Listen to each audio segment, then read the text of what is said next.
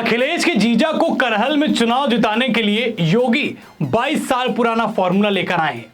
क्या है वो 22 साल पुराना फॉर्मूला जो सपा के गढ़ में सेंध लगाने का काम करेगा? आज उसी पर बातचीत होगी। नमस्कार, स्वीकार करिए, मैं हूं वैभव दीक्षित। आप देख रहे हैं अपना उत्तर प्रदेश न्यूज। समाजवादी पार्टी के गठन के बाद से ही करहल सीट पर सपा का एक छत्र राज कायम रहा। सपा साल 1993 से लगातार ये सीट जीतती आ रही है, लेकिन महज एक बार वो यहां पर चुनाव हारी थी और वो साल था 2002। बीजेपी ने सपा को शिकस्त देकर मुलायम सिंह यादव के गढ़ में कमल खिलाया था। अब एक बार फिर बीजेपी उपचुनाव में उसी तरीके का करिश्मा दोहराना चाहती है और इसके लिए अखिलेश के भतीजे के सामने अखिलेश के ही जीजा को सामने से भाजपा ने चुनाव में उतार दिया है। पहले मैं आपको इस सीट के सारे समीकरण समझाता हूं। मैनपुरी जिले के करहल विधानसभा सीट जो है वो साल 1956 में परिसीमन के बाद सियासी वजूद में आई थी। यादव बहुल सीट होने के चलते यादव समाज के ज्यादातर विधायक चुने जाते रहे यहां पर, और सपा के गठन और उससे पहले ही मुलायम सिंह के करीबी नेता ही करहल सीट से चुनाव यहां जीतते आए हैं। 1957 में प्रजा सोशलिस्ट पार्टी के पहलवान नत्थू सिंह यादव पहले विधायक बने थे यहां से। उसके बाद 1962, 1967, 69 में स्वतंत्र पार्टी, 74 में भारतीय क्रांति दल और 77 में जनता पार्टी के टिकट पर नत्थू सिंह यहां पर चुनाव जीते। लेकिन 1980 में कांग्रेस के शिव मंगल सिंह ने यहां पर जीत दर्ज की थी। करहल के सियासी समीकरण के चलते 1985 से 1996 तक बाबूराम यादव का वर्चस्व कायम रहा था। बाबूराम यादव ने 3 चुनाव जनता दल के टिकट से जीते थे, लेकिन मुलायम सिंह यादव ने सपा का गठन किया तो बाबूराम भी उनके साथ हो गए और 1993 और 1996 में सपा उम्मीदवार के तौर पर बाबूराम ने करहल सीट से जीत दर्ज की थी। इसके बाद सपा महज 2002 में विधानसभा चुनाव हारी थी यहां पर, और उसके बाद से लेकर अभी तक सपा का दबदबा करहल सीट पर कायम है। मुलायम सिंह यादव के सियासी वर्चस्व और यादव वोटों के चलते करहल सीट पर सपा का एक छत्र राज कायम रहा। बसपा प्रमुख मायावती 4 बार यूपी की मुख्यमंत्री रही, लेकिन करहल में बसपा का हाथी सपा के साइकिल की रफ्तार को रोक नहीं सका। सपा के मजबूत बन चुके गढ़ करहल को भेदने में बीजेपी ने उसी के दांव को चला। बात साल 2002 की विधानसभा चुनाव की हम करने जा रहे हैं। सपा के टिकट पर अनिल यादव चुनाव लड़ रहे थे और बीजेपी से लड़ रहे थे सोबरन सिंह यादव।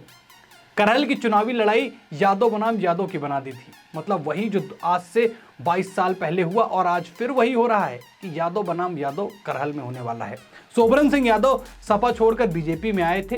वो करहल सीट पर सपा की कमजोरी और ताकत दोनों से ही वाकिफ थे। मुलायम सिंह यादव से लेकर शिवपाल यादव तक ने अनिल यादव को जिताने के लिए करहल में दिन रात एक कर दिया था, लेकिन यादव वोटों का बड़ा झुकाव बीजेपी के सोबरन यादव के साथ रहा। करहल में कांटे की फाइट में बीजेपी के सोबरन यादव को 50,031 वोट मिले। सपा के उम्मीदवार अनिल यादव को 49,106 वोट मिले। इस तरह से बीजेपी के कड़े संघर्ष के बाद महज 925 वोटों से करहल सीट पर कमल खिलाने में कामयाब रही थी। आज से 22 साल पहले समीकरण आपने देख लिए, यादव वर्सेस यादव। फायदा मिला भारतीय जनता पार्टी को 2002 में और 2024 में फिर वही मामला सामने आ गया। देखिए, सीट पर सपा के लिए ही नहीं बल्कि मुलायम सिंह यादव के लिए करहल सीट की हार जो 2002 में हुई थी वो सियासी तौर पर एक बहुत बड़ा झटका था। इसलिए मुलायम सिंह यादव ने सोबरन यादव को सपा में शामिल कराने का जो है सियासी ताना बाना बुना और 2004 में सफल भी हो गए। सोबरन यादव यहां पर 2017 तक लगातार विधानसभा चुनाव जीतते रहे और 2022 में उन्होंने अखिलेश यादव के लिए करहल सीट छोड़ दी। अखिलेश यादव विधायक बने और अब उनकी सीट छोड़ने के बाद होने वाले उपचुनाव में तेज प्रताप को उतारा गया है। अब वो सांसद हो गए हैं अखिलेश यादव कन्नौज से।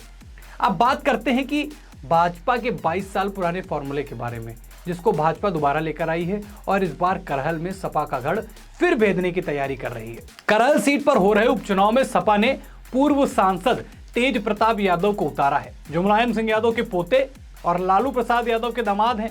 ऐसे में बीजेपी ने मुलायम सिंह यादव के दामाद और सपा सांसद धर्मेंद्र यादव के सगे बहनोई अनुजेश प्रताप यादव को चुनाव में उतारा है। बसपा की ओर से अवनीश शाह के प्रत्याशी हैं। इस तरह करहल सीट पर चुनावी मुकाबला सैफई परिवार यानी मुलायम परिवार के बीच है और इसी का फायदा बीजेपी को मिलेगा। और बीजेपी ने जिस तर्ज पर 2002 में सपा के यादव प्रत्याशी का आमना सामना कराकर अपनी जीत दर्ज करी थी, उनको मात दी थी सपा को, उसी तर्ज पर सपा के तेज प्रताप यादव के सामने बीजेपी के अनुजेश यादव पर दांव खेला है। तेज प्रताप यादव के बारे में बताएं तो तेज प्रताप यादव मैनपुरी में सांसद रह चुके हैं और डिंपल यादव के चुनावी प्रबंधन की कमान संभाल चुके हैं। बीजेपी ने सैफई परिवार के दामाद अनुजेश प्रताप यादव को उतारा है, जो सपा सांसद धर्मेंद्र यादव की बहन संध्या यादव के पति यानी घूम फिरा के अखिलेश यादव के जीजा ही हैं। संध्या 2015 से 2020 तक मैनपुरी जिला पंचायत के अध्यक्ष भी रही हैं और अनुजेश यादव फिरोजाबाद से जिला पंचायत सदस्य रह चुके हैं।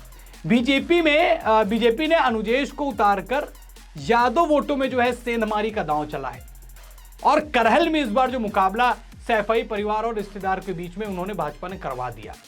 यादव वोटों में अगर बिखराव होता है तो सपा के लिए सियासी टेंशन बढ़ सकती है, इसलिए धर्मेंद्र यादव अब अनुजेश के साथ पलड़ा झाड़ रहे हैं। अब आपको करहल सीट के जाति समीकरण से मैं आपको रूबरू कराता हूं। देखिए, इस सीट पर करीब 3.25 लाख वोटर हैं, जिसमें 1.25 लाख के करीब यादव मतदाता हैं और इसके बाद आते हैं दलित समाज से 40,000, शाक्य समुदाय के 38,000 और पाल और ठाकुर समुदाय के 30 हजार वोटर हैं। मुस्लिम वोटर की बात करें तो 20,000 वोटर जो है मुस्लिम है। ब्राह्मण लोध वैश्य समाज के वोटर 15-15 हजार के आसपास हैं। करहल में यादव के बाद दलित और शाक्य मतदाता हैं और वहीं बघेल और ठाकुर वोटर अहम है।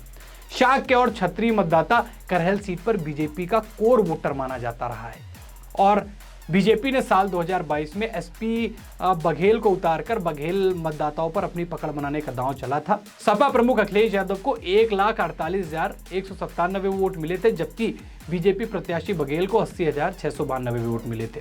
अखिलेश ने बघेल को 67,504 मतों से हराया था। बसपा के उम्मीदवार कुलदीप नारायण को तो 15,701 वोट मिले थे।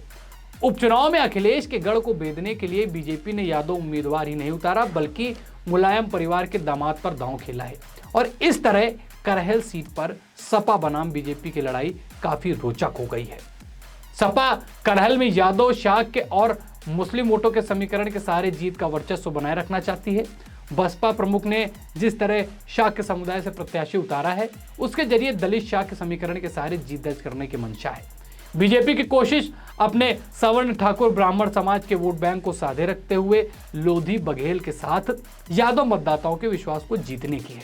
अब ऐसे में देखना होगा कि सपा तेज प्रताप के जरिए अपनी जीत बरकरार रख पाती है या फिर बीजेपी 2002 की तरह कमल खिलाने में कामयाब होगी। मामला आपको समझा दिया 2002 में क्या हुआ, यादव वर्सेस यादव और करीबी ही नेता जो समाजवादी पार्टी के हार का कारण बने थे 2002 में, वही सेम सिलसिला। और इस बार तो बड़ा क्रिटिकल मामला है। एक ही परिवार के 2 प्रत्याशी हैं अलग अलग पार्टियों में और दोनों का वोट बैंक बेस वही है। अब आएगी इस चुनाव में, उपचुनाव की इस विधानसभा सीट पर मजा। वैसे दमदार चुनाव होने वाला है।